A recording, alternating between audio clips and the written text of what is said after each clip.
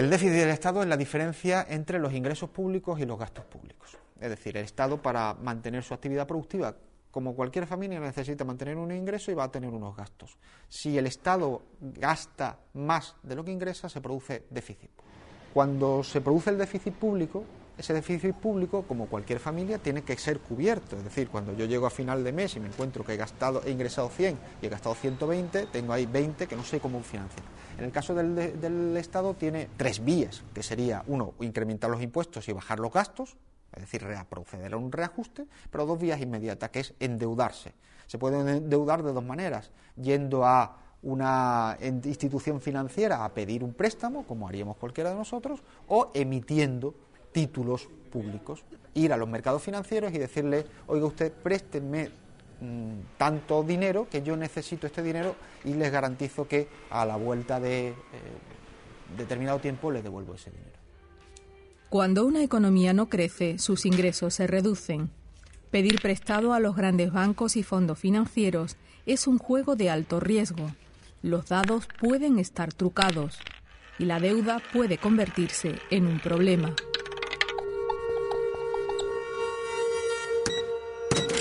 La deuda pública de España era muy reducida, en torno al 40% antes de la crisis. Ha crecido, y no mucho, hasta el 60% para el año 2010, como consecuencia de la crisis. De hecho, España tenía superávit antes de la crisis, es decir, que ingresaba más de lo que gastaba.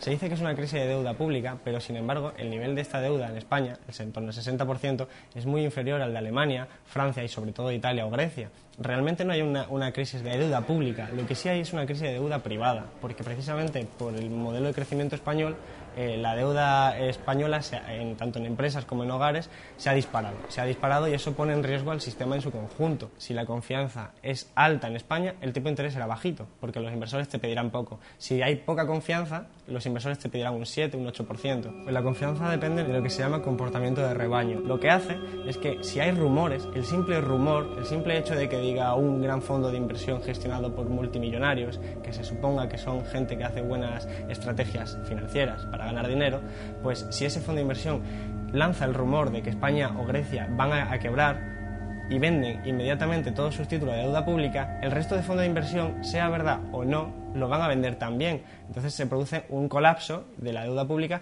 que al final ha podido provenir simplemente de un rumor. Hay una frase que todo el mundo circula mucho, ¿no? Que cuando tú le debes 6.000 euros a un banco, tú tienes un problema, y si le debes 6.000 millones, el problema lo tiene el banco. Bueno, pues Grecia está precisamente en esa situación ahora. Grecia es una víctima, en parte. Entonces Grecia reconoció que había trucado sus cuentas públicas con ayuda de Goldman Sachs, un banco de inversión estadounidense. Reconoció ese hecho y, por lo tanto, el mercado financiero se asustó. Entonces el mercado financiero, los fondos de inversión, los bancos dejaron de prestar tan barato a Grecia, empezaron a prestarle más caro, entonces eso agudizó todo el problema. La deuda griega la tienen los bancos franceses y alemanes, la deuda española está también en Alemania, en Francia y en los países del centro. Son los países del centro, los bancos de los países del centro, los que han financiado en los déficits comerciales y las burbujas inmobiliarias que se han producido en la periferia. Si Grecia impaga, los mayores perjudicados son aquellos que prestaron dinero a Grecia, que son los bancos y los fondos de inversión.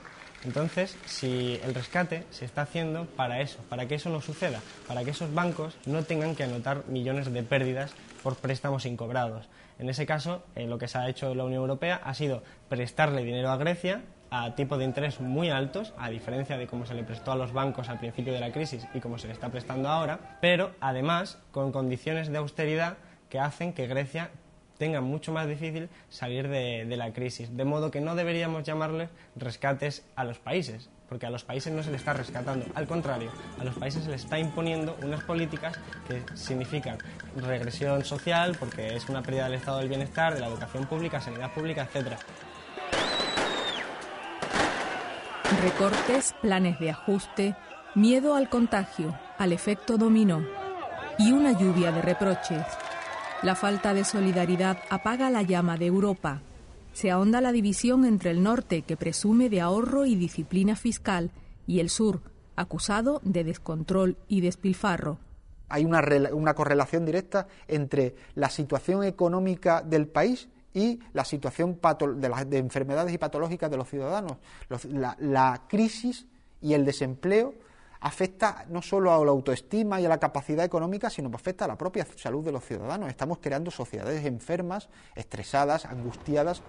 Hay una forma de pensar de una Unión Europea con principios sociales y de justicia social, donde haya una regulación financiera muy fuerte, donde haya un sistema fiscal altamente progresivo, quiere decir que los ricos paguen mucho más que los pobres, donde realmente haya un estado del bienestar muy fuerte. Pero precisamente para aplicar todo ese tipo de políticas que son viables, son factibles, hace falta que la gente lo demande, hace falta presión social, que la gente se piense salidas colectivas, no salidas individuales, salidas colectivas que permitan presionar a los gobiernos para aplicar un determinado tipo de medidas alternativas a las que se están aplicando. Sin eso vamos a seguir empeorando y la crisis va a empeorar.